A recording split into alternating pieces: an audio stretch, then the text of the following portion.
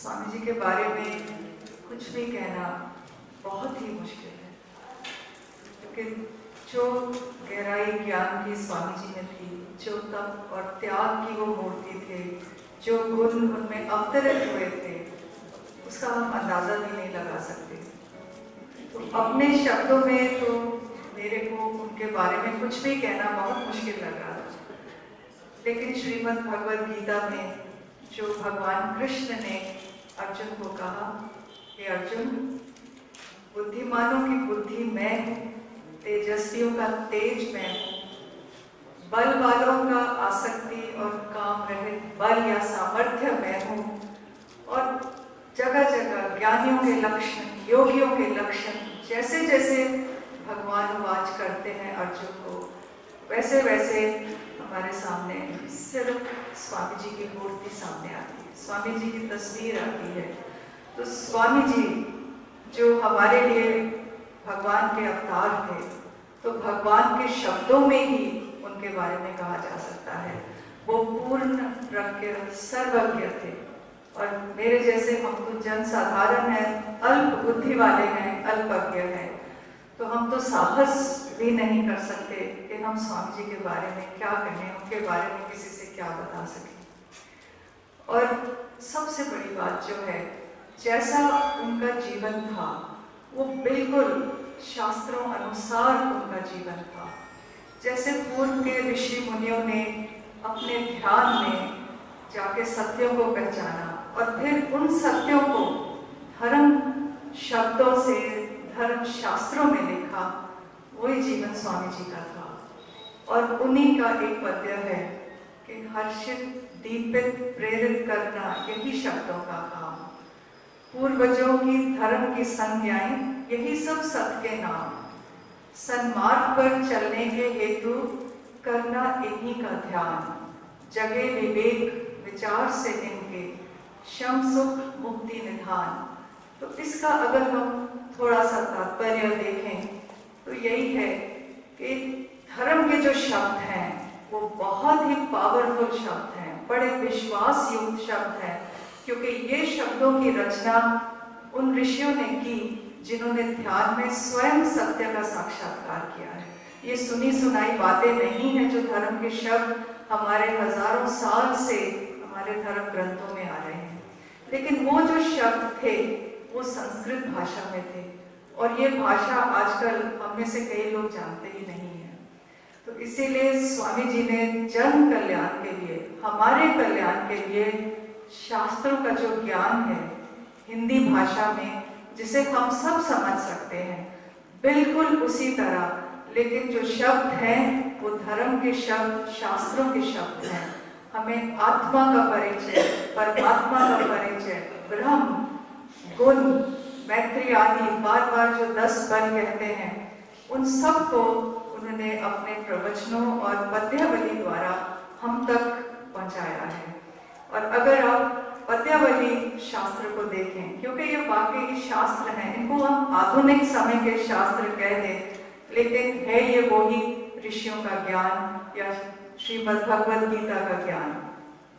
तो पहला जो चर्या कांड है उसमें उन्होंने अपनी जीवनचर्या कैसी होनी चाहिए, बाहर का सारा आचरण शुद्ध होना चाहिए, ताकि हमारा मन बिल्कुल कहीं भी उलझे नहीं। मन की शुद्धि, बुद्धि की शुद्धि,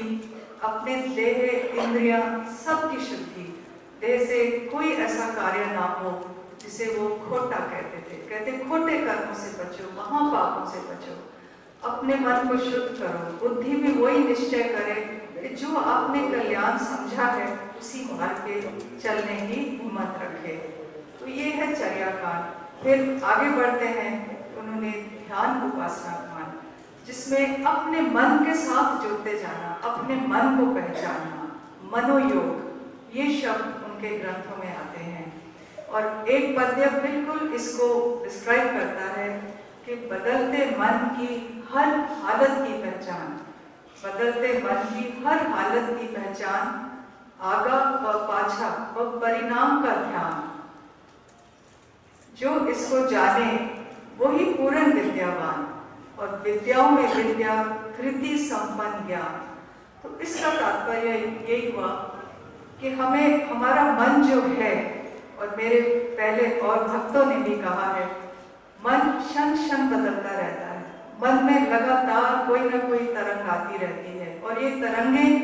हमारे संसार में जो उलझने हैं या जिन विषयों से हमें लगाव है, प्राणियों से, पदार्थों से, ऐश्वर्य से, जिन सब चीजों के पीछे हमारा मन भागता है, उसको देखे, किस कारण से भागता है उसको समझे, आगा वो पाछा, और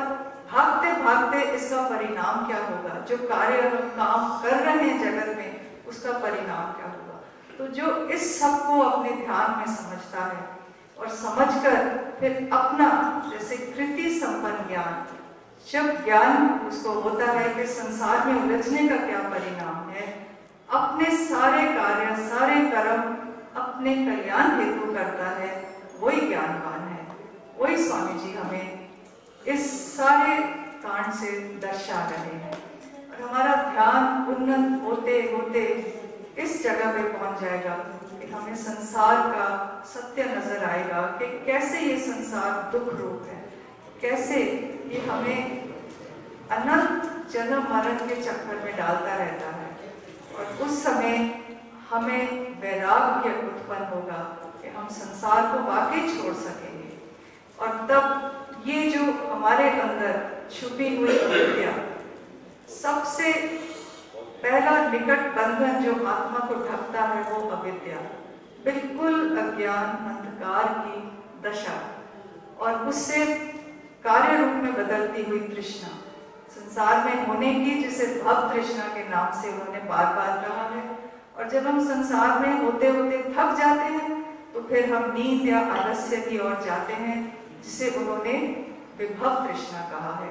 तो उनके एक पद्य की 2 लाइनें हैं कि एक भव तृष्णा विभव की अन्य, यावश जीव रुलाए। तो हम संसार में रुलते ही रहते हैं, दोनों को छोड़ जो स्मृति से बेरे जीवित मुक्ति पाए। तो स्वामी जी बिल्कुल तृष्णा रहित, सब बंधनों से मुक्त, ऐसी वो मूर्ति थे। और उनका जो एक पद्य है जिससे हमें बहुत हौसला, बहुत सहारा है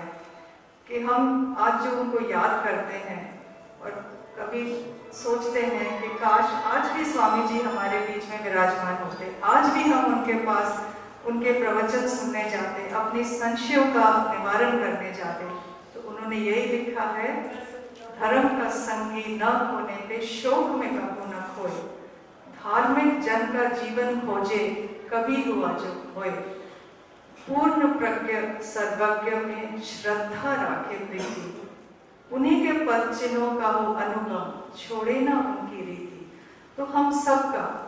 जो हम अपने आप को उनके भक्त कहते हैं और हम ये सोचते हैं अपने मन में कि हमें स्वामी जी के प्रति श्रद्धा है, तो हमारा तो एक ही कर्तव्य है कि हम उनको अपनी गुरु मूर्ति माने, उनको भगवान का रूप माने। पर जो उन्होंने हमें जिस ढंग से जीवन को चलाने के लिए आदेश दिया है, जैसा ही उनके ग्रंथों में आया है, उसी प्रकार से हम अपना जीवन चलें। और बस अंत करने से पहले मैं आपको 1-2 उनके बारे में शेयर करूंगी, कुछ घटनाएं, कुछ उनके बहुत ही यंग एज या बचपन की कह लें, जो शायद जीवनी में भी ना आई हो, बट वो